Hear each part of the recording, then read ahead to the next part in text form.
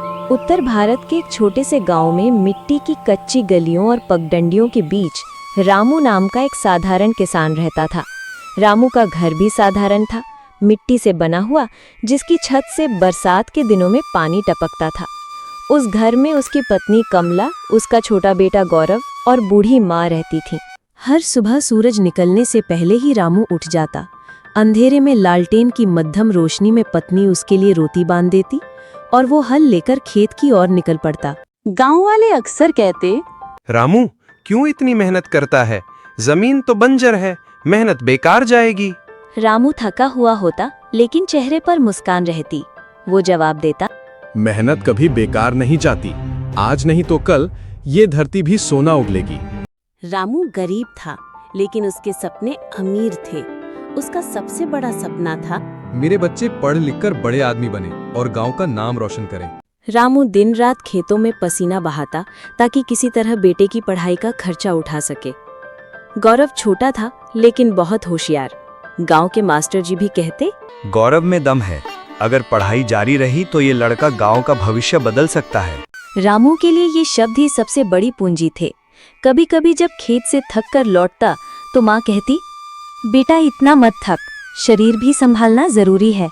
अम्मा, जब तक सांस चलेगी मेहनत करता रहूंगा। मेरे गौरव का भविष्य मेरी मेहनत पर टिका है। कमला उसकी आंखों में देखती और सोचती, ये आदमी सच में मिट्टी से सोना बनाने का हौसला रखता है। लेकिन हालात इतने कठिन हो गए कि उसका बेटा गौरव पढ़ाई छोड़ने की सोचने लगा। एक शाम जब घर में चूल्हा ठंडा पड़ा था, गौरव बोला, पिताजी, मैं पढ़ाई छोड़ देता हूँ और शहर जाकर मजदूरी करूँगा। कम से कम घर का खर्च तो उठेगा।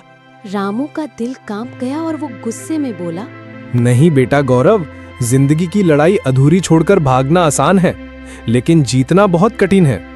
तुम चिंता मत करो, तुम पढ़ाई करो और वही तेरी सबसे बड़ी जीत होगी। गौरव की आंखों में आंसू थे, लेकिन वह चुप हो गया।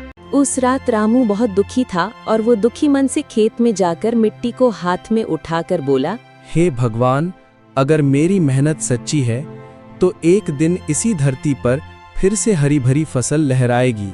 रामू ने तय किया कि वो खेती में नए तरीके अपनाएगा। वो शहर गया, अधिकारियों से मिला, जैविक खेती और नई तकनीक के बारे में सीखा।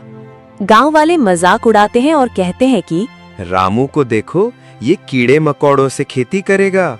लेकिन रामू ने हार नहीं मानी।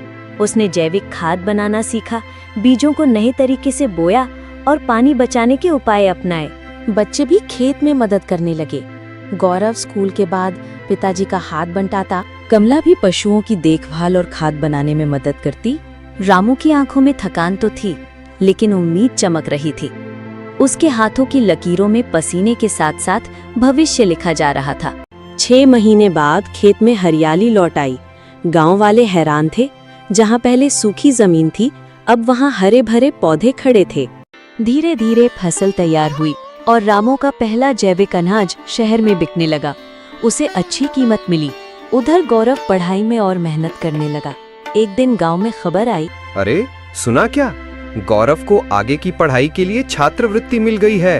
गांव वाले जो कभी हंसते थे आज कहते हैं, रामू, हमें भी सिखा कि तूने इतनी अच्छी फसल कैसे उगाई। रामू मुस्कुराया और बोला, मेहनत और हिम्मत से कुछ भी हासिल किया जा सकता है। लेकिन जिंदगी इतनी आसान नहीं थी। अगले साल तेज आंधी और बाढ़ आ गई। फसल फिर से खराब हो गई। रामू का मन टूटा। वो खेत में बैठकर मिट्टी हाथ में लेकर रो पड़ा।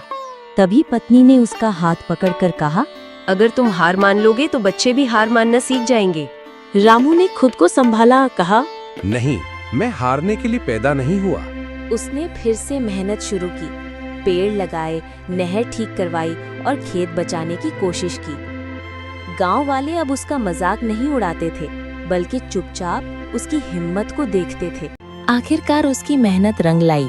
रामू का जैविक अनाज शहर में इतना मशहूर हुआ कि व्यापारी खुद गांव आने लगे। रामू का कर्ज उतर गया। गांव में सबसे पहले रामू के घर पर पक्की छत बनी। गौरव ने पढ़ाई पूरी की और अफसर बन गया। एक दिन गौरव गांव लौटा और पिताजी से कहा, पिताजी, अब मैं आपके सपनों का गांव बनाऊंगा, जहां हर बच्चा पढ़ेगा और हर किसान खुश रहेगा। रामू की आंखों में आंसू आ गए। और उसने दोनों हाथ जोड़कर आसमान की ओर देखकर बोला, भगवान, आज मेरी कई वर्षों की मेहनत रंग लाई।